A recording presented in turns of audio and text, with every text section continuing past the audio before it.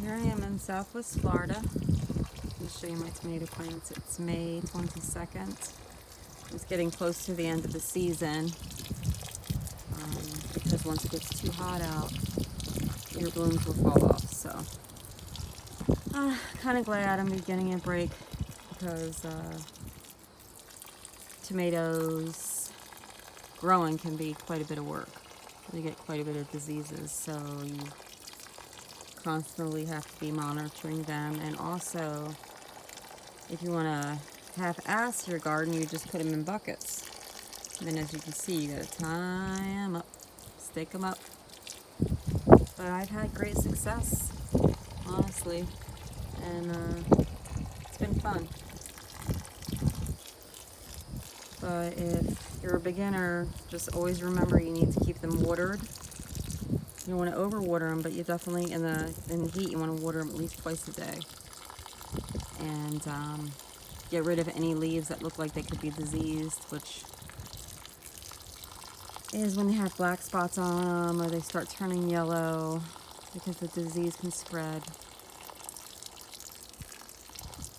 But anyway, I just wanted to show you guys.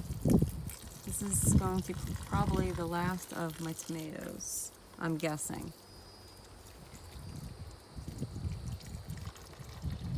Earlier, probably like I would say April is when I got the best tomatoes. But as you can see, some of these leaves are brown. My sister was here for 3 days, so I've been neglecting them. So what I'm going to do is once I'm done watering, I will go ahead and cut those branches off. And also,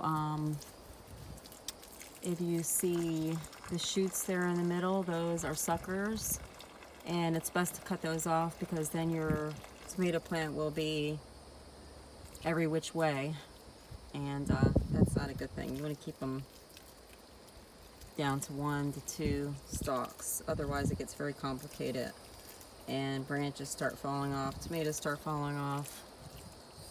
And here, this one has quite a bit of, I'm not an expert, but I'm going to say blight, possibly. As you can see, this one tomato there and that one there, that's usually a cause of too much water. We had some rain not that long ago, and I think it just got way too much water, but this one's not too bad. Like I said, I'm pretty new at this, so I can't really tell you what caused that, but I think it's too much rain. And then this one was a sucker, and I just stuck it in the pot here, and I've heard that you could just stick it in the pot and it will root, and guess what? It surely did. But there are some bad leaves on that too that I'll cut off. Since I'm back in my garden after 3 days, I mean, I did water them while my sister was here. She helped me, but I did neglect them. And as you can see, there's a bunches of tape and stuff, because you got to constantly come out and you got to get the suckers off, and then you got to kind of re-trellis them, cut some things down, maintain them. Can't get that one off. And then as you can see right there, those are roots wanting to root. So if you ever see that on your tomato plants, you don't have to worry, it's no big deal. But when you do replant tomato plants, you put them down in the dirt pretty deep, because the more roots they have, the better off they are. And the more space they have, the better off too. So this is a pretty big pot. You want to at least have a 5-gallon pot. I don't know, like if anybody could tell me what these spots are. Honestly, I have some tomatoes that have spots and some that might be cracked. Like, I'm going to show you, this one has a crack, but I cut right around it and eat it. I mean, unless I see something inside that looks disgusting, which I never do. I did have one tomato that had a little bit of black in it, so that went bye-byes. But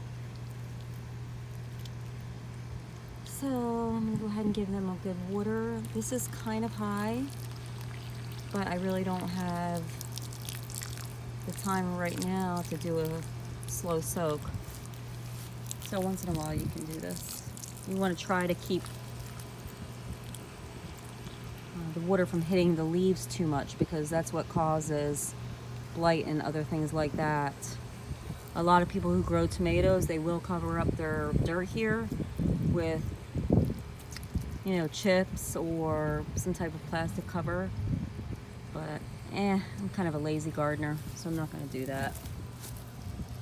I don't know, maybe next year I'll have a bigger type of garden. But these are my peppers. This is a red pepper plant, and this one is actually turning red. It looks almost like it's black, but that's what it does before it turns red. So I had some gigantic ones on this one, but they seem to be getting too big right now. And these are some new buds coming out. They're gonna flower, get pollinated by the bees, and then I will have some more peppers. So I'll take you around here and show you this pepper here. So you really just need some small pots. I mean, you really don't need much. But as you can see how it's black, and then it turns a nice color red.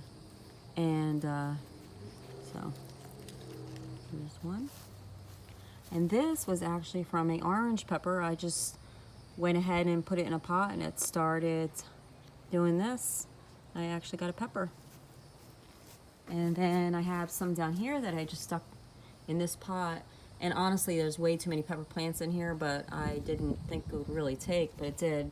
As you can see, these are all little pepper plants. I'm just gonna dig those out of there. But this one is the one that I just got probably about 30 peppers off of,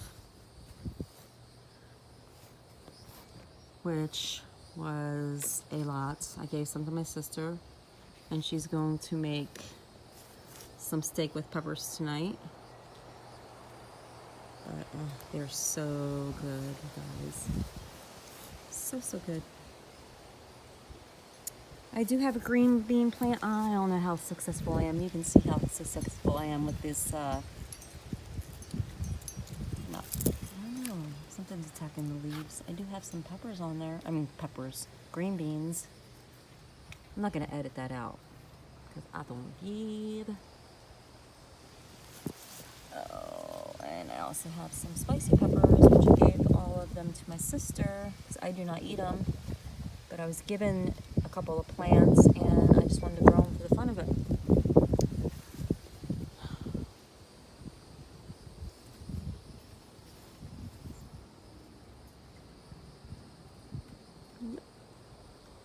So, see ya.